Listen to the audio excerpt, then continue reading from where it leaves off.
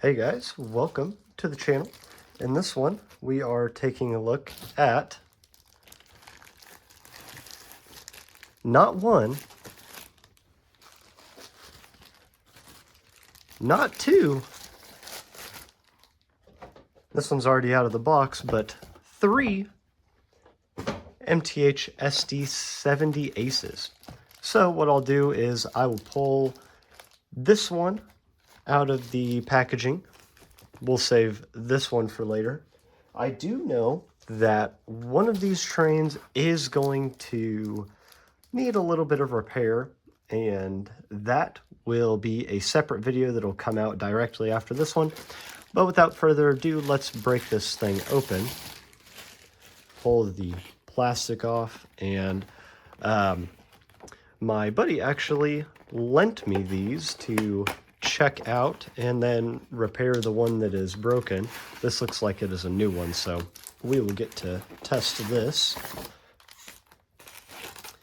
And this is my first time with any MTH product. Where did my knife go? So, needless to say, I was pretty... Oh, maybe this is the one that he opened. We will see here. You gotta... These are a little strange. You gotta undo the tape from this bottom plastic piece to free it from the box. So we'll just do that really quick. And the detail on these units is very impressive, to say the least. I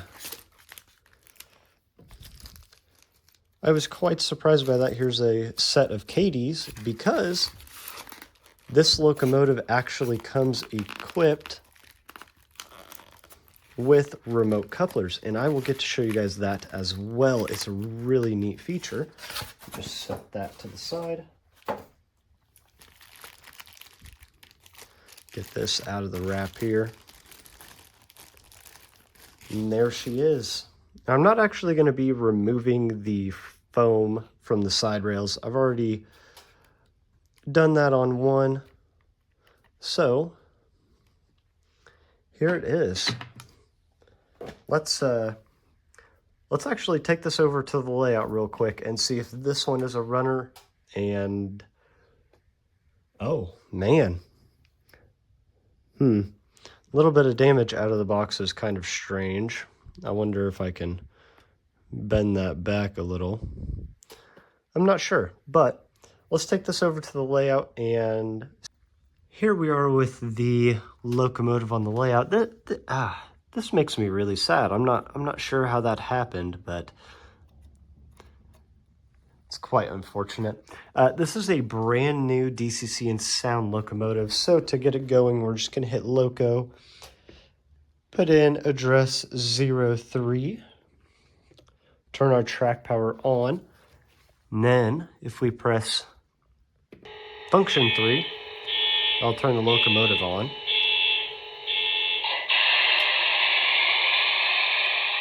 This is the startup sequence.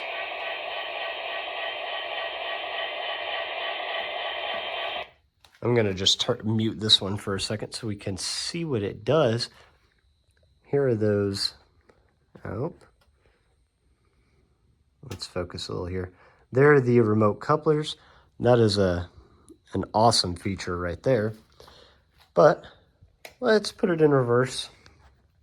At first, if my camera would focus, turn up the power a little bit, see what it does. Okay, we've got reverse. That sounds a little strange though. Kind of like a gear turning. Sounds like a gear mesh issue, honestly. Let's test forward.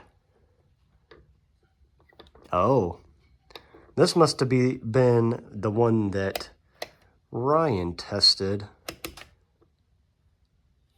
Yep, I'm gonna say so. Let me take this off of the track really quick. This is going to be the locomotive for repair. Just turn our track power off. And here is the first locomotive that I opened. I mean, you know me, I can't, I couldn't contain myself and wait for the camera. But as far as the detail goes, let me get rid of my, nope, there we go. Paint looks fantastic. Detailing is there. I'm not really sure how that handbrake got bent. Pretty sure that's what it is. Come around the back end here.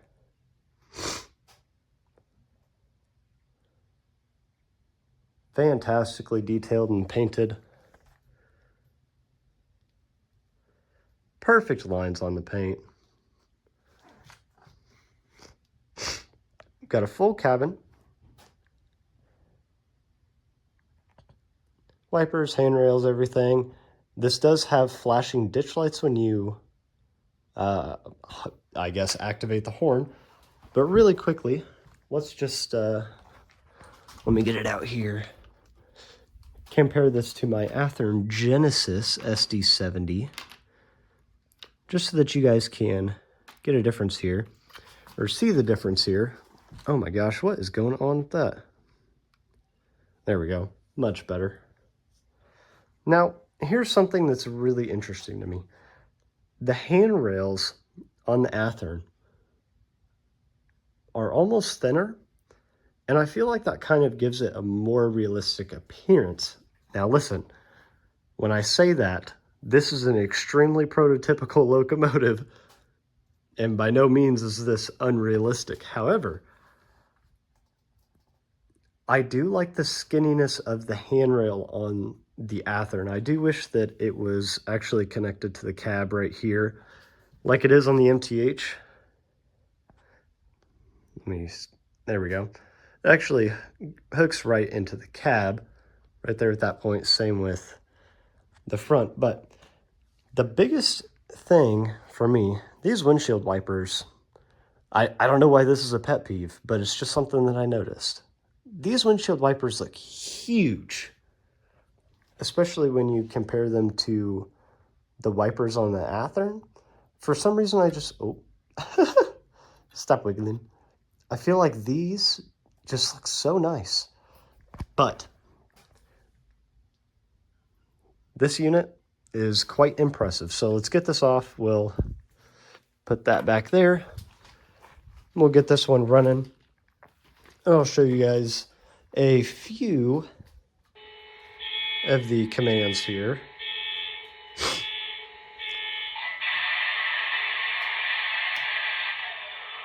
Just back this up towards us. It does have LED reverse lights, headlights, and ditch lights. So we'll show you all of those here in a moment.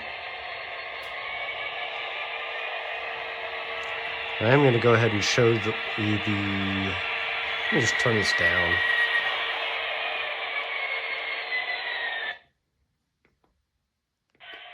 There we go. That's better. Flip that switch.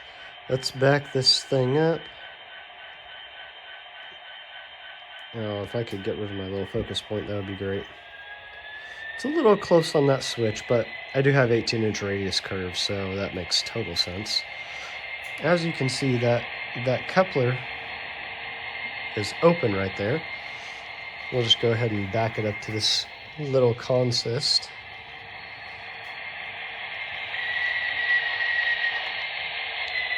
See if we got it. I would say so.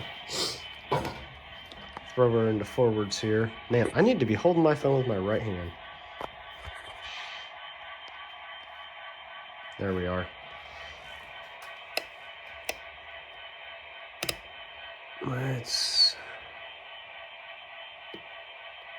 I believe 5 activates the ditch lights. Yep, there we go. So if you activate the horn, that's what makes the ditch lights flash. Of course, it has a bell.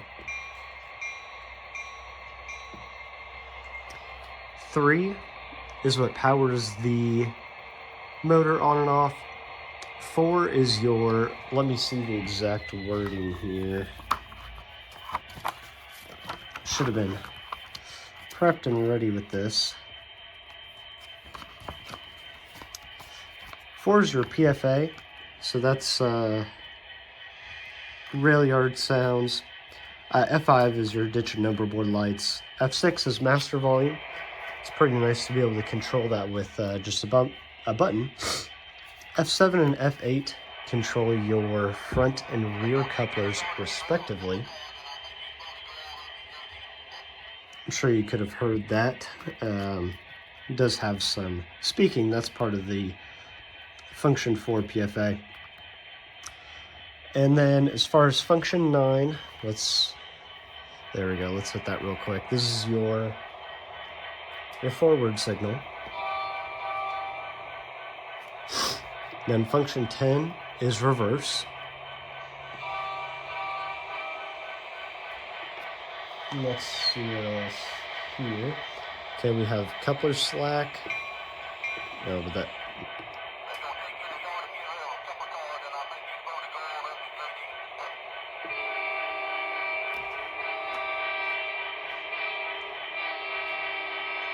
And then, looks like F12 is grade crossing. Function 13 is one-shot Doppler. I am honestly not for sure what that is, so if someone could tell me in the comments, that would be fantastic. F14 and 15 are going to be your extended startup and shutdown. F16 is rev up. F17 is rev down. F18 is your engine sounds on and off. F20 is your coupler close, and then here are the rest of the functions. A couple different idle sequences, your brake sounds, cab chatter, and of course the clickety-clack. So let's see this thing run around the layout really quick. Then we'll get to unbox and test the third one. Just give her a little speed here.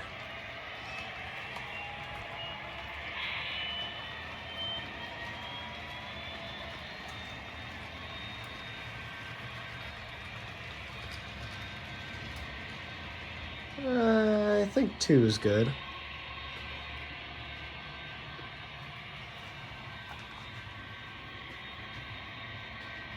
See this thing come around the layout.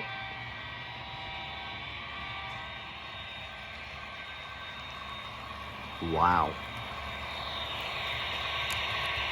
Fantastic detailing on it. All right, let's break this thing and see if we can show you guys the coupler. The last thing I wanted to mention really quick before we test that third one. If you take off the top of the radiator with the 2 fans right here, you do actually have a volume control under here. You just put a little screwdriver in and twist it. It's a potentiometer control for that. So it's kind of cool that you have 2 ways to control the volume. First being on the locomotive, second being on your controller. Now let's hit, it is F8 for the rear coupler. So as you can see, I'll pull forward a little bit here. We are still connected to the train, or to the consist, I should say. We'll hit 8. That will unlock the coupler. It'll go through its little sound exchange there. And then boom, look at that. The level of detail on this locomotive is absolutely crazy. Really quickly, I want to go and grab my scale so that we can get a weight test compared to the Athearn. One moment. Here we are with the scale. Let's start with the Athearn Genesis, the 9131. See how much this weighs. Looking at 1.5 pounds on the Athearn. And for the MTH, it is quite a bit heavier. I'm going to guess 1.5, 1.6 pounds, 1 pound 6 ounces, 1 pound 8 ounces on the dot. So you're going to have a pretty good amount of pulling power with this, and a super prototypical locomotive with remote couplers. It's kind of hard to go wrong. I'm pretty impressed with it. But we still have one more locomotive time box. Let's go get that open. And here we are with the last locomotive. See if I can get the plastic off without it fighting me. There we are. Get her opened up here and pull the paperwork and all of the goodies out. Oh man. Yeah, it is a little hard to grab it out with all of that paperwork in there.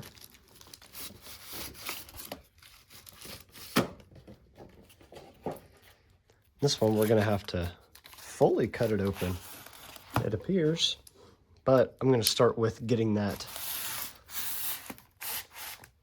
lower plastic piece first. This one right here. Oop.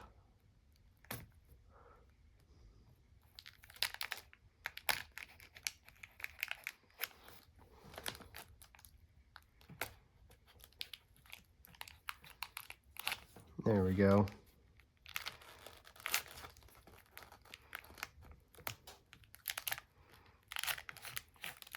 Man, I had to concentrate a little bit for that one. Just to get up under there.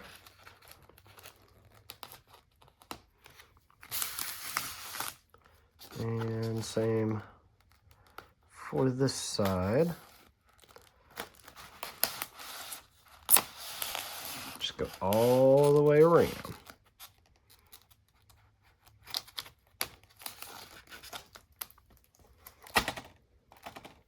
Just cut that off as well. And set it to the side. Let's pop this bad boy out. Okay, here.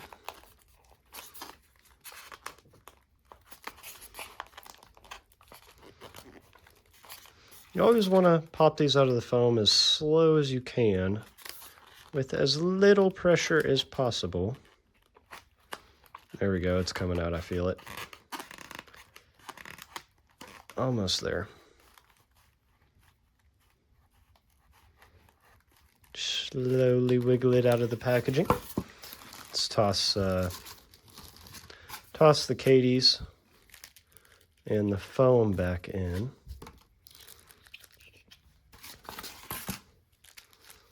Then, after that, we will just simply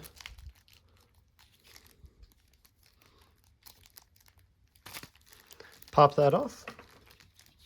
And we can pull this out of the package here. We'll run this one and see if it has any issues. Let me find where the... There we are.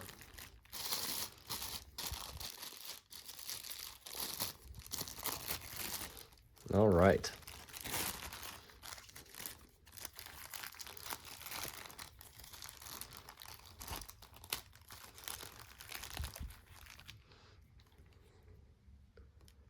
Looks just as good as the other ones. Once again with this, I'm not going to pull the foam out of the handrails. I already have to get them back into one locomotive, and that's already going to be a joy. But let's let me just grab my phone out of my tripod here. There we are. Okay. Take this over to the layout. See if this one is a runner.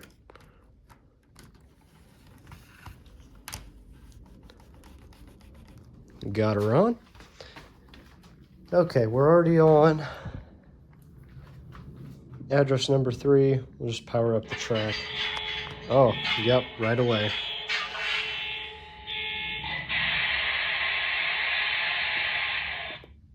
I'm just gonna turn that one off because, man, sound is quite loud. It is fantastic, but my goodness, is it loud. So we're trying the forward direction first. Oh, yep, we got forward. Let's try reverse now.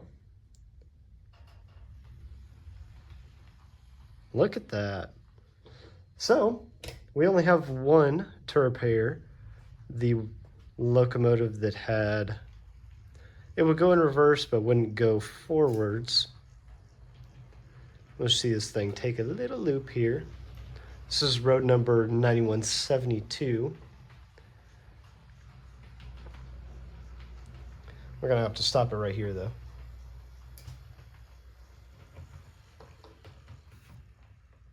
Man, what a fantastic example of a locomotive.